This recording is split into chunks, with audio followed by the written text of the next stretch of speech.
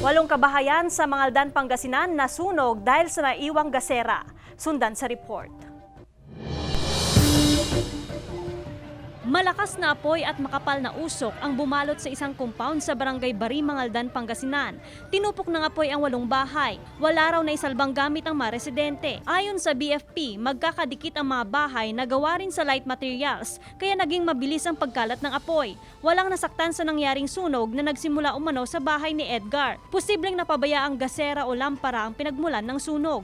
Nung may-ari ng bahay na pinagmulan ng sunog,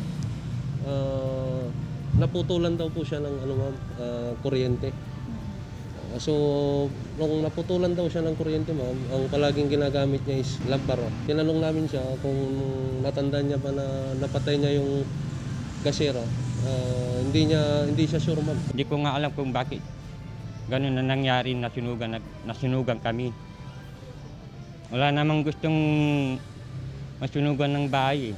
Una na ring naabutan ng relief goods ang mga nasunugan. Sumailalim na rin sila sa Emergency Shelter Assistance Assessment ng MSWDO. Nakikitulong lang kami po sa pinsan namin sa harap ng tinulungan din kami. Tapos lahat ng mga relief nang nag-aabot sa amin, tinatanggap po din namin. Nagpapasalamat kami kahit ganun po ang nangyari, nakaligtas po kami. Hintayin ko pa yung certification ni BFP.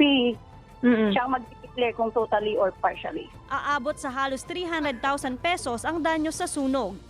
Kasama si Jing Dakanay, Joan Punsoy, Balita Amyanan.